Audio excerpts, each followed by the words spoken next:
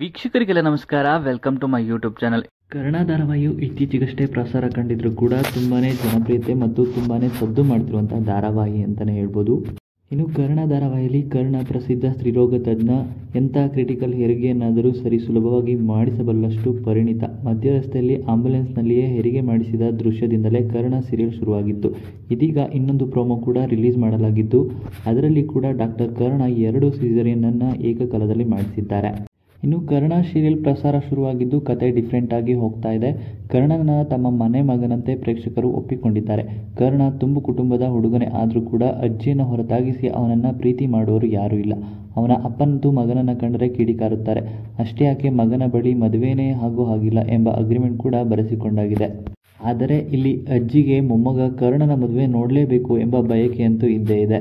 ಇನ್ನು ಸಿಸೇರಿಯನ್ ಮಾಡಿಸೋದು ಅಷ್ಟು ಸುಲಭವಲ್ಲ. ವಾಸ್ತವವಾಗಿ ಒಂದು ಸಲಕ್ಕೆ 1 ಸಿಸೇರಿಯನ್ ಮಾಡಲು ಸಾಧ್ಯ. ಆದರೆ ಕರ್ಣ ಧಾರಾವಾಹಿಯಲ್ಲಿ ಹಾಗಲ್ಲ. ಇಲ್ಲಿ ಗೈನಕಾಲಜಿಸ್ಟ್ ಕರ್ಣ ಏಕಕಾಲದಲ್ಲಿ 2 ಸಿಸೇರಿಯನ್ನ ತೊಡಗಿಸಿಕೊಳ್ತಾರೆ. ಒಂದನ್ನು ಇವರೇ ಕೈಯಾರೆ ಮಾಡ್ತಾರೆ, ಇನ್ನೊಂದನ್ನು ವಿಡಿಯೋ ಕಾಲ್ ಮೂಲಕ ವೈದ್ಯರ ಬಳಿ ಮಾಡಿಸ್ತಾರೆ. ಅದು ಅಂದರೆ ಇನ್ನೊಂದು ಆಪರೇಷನ್ ಥಿಯೇಟರ್ನಲ್ಲಿ ಕಿರಿಯ ಡಾಕ್ಟರ್ ಒಬ್ಬರು ಮಹಿಳೆಯೊಬ್ಬರಿಗೆ ಶಸ್ತ್ರಚಿಕಿತ್ಸೆ ಮಾಡುತ್ತಿರುತ್ತಾರೆ. ಆದರೆ ಮಹಿಳೆಗೆ ಸ್ಥಿತಿ ಕ್ರಿಟಿಕಲ್ ಎನ್ನುವುದು ಗೊತ್ತಾಗುತ್ತದೆ. ಆ ಮಹಿಳೆಯ ಹಾರ್ಟ್ ರೇಟ್ ಇಳಿಮುಖ ಆಗಿರುತ್ತದೆ. ಆಗ ಅಲ್ಲಿದ್ದ ಕಿರಿಯ ಡಾಕ್ಟರ್ ಒಬ್ಬಳು ಓಡಿ ಡಾಕ್ಟರ್ ಕರ್ಣ ಸಿಸೇರಿಯನ್ ಮಾಡುತ್ತಿದ್ದ ಓಟಿಗೆ ಬರ್ತಾಳೆ. ಆಗ ಕರ್ಣ ಆಕೆಗೆ ವಿಡಿಯೋ ಕಾಲ್ ಆನ್ ಮಾಡುವಂತೆ ಹೇಳುತ್ತಾರೆ. ವಿಡಿಯೋ ಕಾಲ್ ಮೂಲಕ ಇನ್ನೊಬ್ಬ ವೈದ್ಯನೊಂದಿಗೆ ಸಂಪರ್ಕ ಸಾಧಿಸಿ ಸೂಕ್ತ ಸಲಹೆ ನೀಡುತ್ತಾ ಹೋಗುತ್ತಾರೆ. ಕರ್ಣನ ಸೂಚನೆ ಮೇರೆಗೆ ಆ ವೈದ್ಯ ಆಪರೇಷನ್ ಕೂಡ ಮಾಡ್ತಾರೆ. ಇತ್ತ ಕರ್ಣ ಕೂಡ ತಾನು ಮಾಡಬೇಕಾದ ಆಪರೇಷನ್ ಮುಂದುವರಿಸುತ್ತಾರೆ. ಇಷ್ಟು ದೃಶ್ಯವನ್ನು ಪ್ರೋಮೋದಲ್ಲಿ ನೋಡಬಹುದು.